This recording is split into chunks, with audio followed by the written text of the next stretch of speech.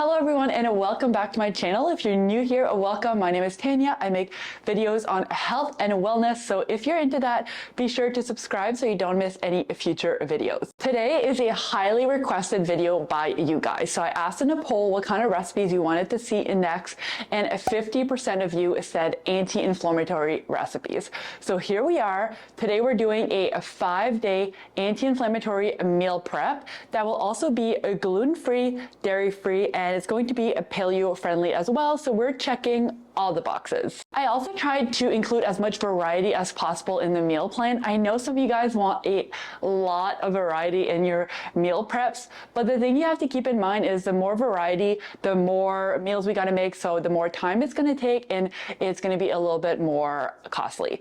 So today I've tried to include as much variety as possible, but while also keeping in mind your time and your budget. So I looked up what are anti-inflammatory foods, and here's what I got.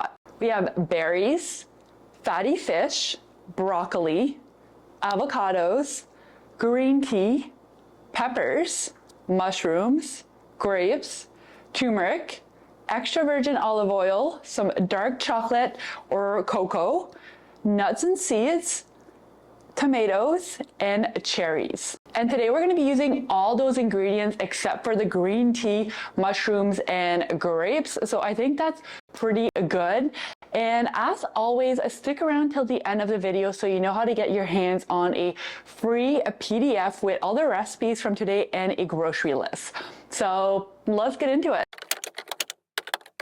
For breakfast, we'll be making 2 varieties of a chia pudding. Chia pudding is great because it's really easy to add anti-inflammatory ingredients, but it also kind of naturally excludes the inflammatory foods. You will need 1 can of coconut milk, some chia seeds, maple syrup, some frozen berries. I got this kind with the cherries in them as well, walnuts, cocoa powder, some cacao nibs, roasted hazelnuts, and protein powder. I really like this one from Equip since it's dairy-free and paleo-friendly. I also have a code and a link in the description box if you'd like to get some too. First, I like to blend the coconut milk because it usually separates in the can, and then I fill half the can with water and add that in, and that just gives you a beautiful coconut milk free of any additives. Next, we'll add half a cup of the coconut milk to 5 individual containers. Now, you could also mix everything in 1 container, but these are perfect for on the go. Then we'll add 2 tablespoons of a chia seed per container, a splash of maple syrup, and we'll give everything a good mix. Then we'll add some protein powder because it's important to start your day with some protein. Next up, we're going to add the toppings, and this is where I'd say add 3 with berries and walnuts and 2 with the cacao nuts and cocoa powder, except I just got really caught up here and started adding berries to everything. So follow definitely the recipes in the PDF. 3 of these should be berries and walnuts, and then 2 would have cocoa powder, cacao nibs, and roasted hazelnuts. For lunch, we're focusing on including some anti-inflammatory omega-3s. So we're making some salmon cakes with a side salad and a parsley aioli that is to die for. You will need 3 cans of salmon, 1 large sweet potato or 2 small ones, 2 eggs, coconut flour, some green onions, some fresh greens of your choice. Arugula is always my go-to, some parsley, a lemon, and some avocado oil mayo. I love this Chosen Foods one. First, let's preheat the oven to 350, and I apologize what's happening with the numbers here. Then you'll need to wash, peel, and chop your sweet potatoes into small cubes because we're going to steam the sweet potatoes and turn them into a mash. You can steam in a few different ways. I like to use this steaming basket over a pot of boiling water.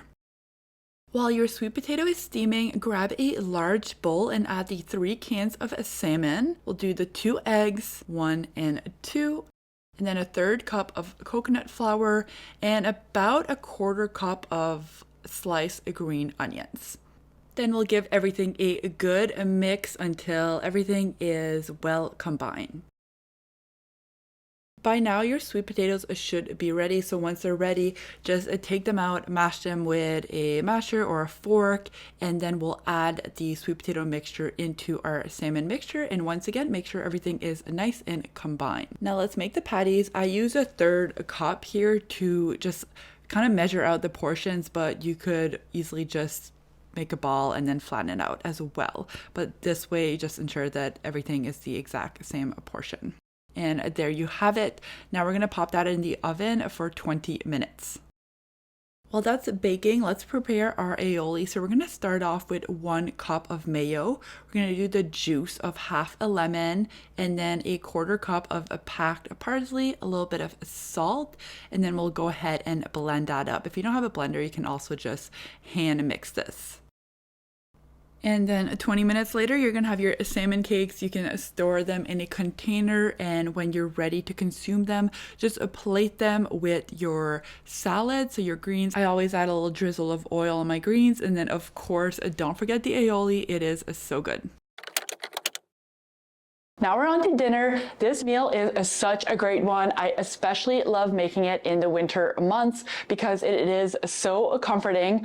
We're making a coconut curry. We'll have 2 versions. We'll have one with chicken and one with shrimp. You'll need 2 portions of shrimp, 3 portions of chicken thighs, your frozen veggies of a choice, some frozen diced onions, or you can also do a fresh onion, a can of coconut milk, some diced tomatoes. We'll do some coconut oil. You'll need some curry powder, some ground turmeric, some ground cumin, and then 5 cups of cauliflower rice. I love using these frozen packets from Costco. We'll place 2 pans on a medium heat. One will have 8 chicken thighs, and the other will have 2 portions of shrimp. Cook all the way until both are ready, and then once the protein is ready, remove both of them from the pan.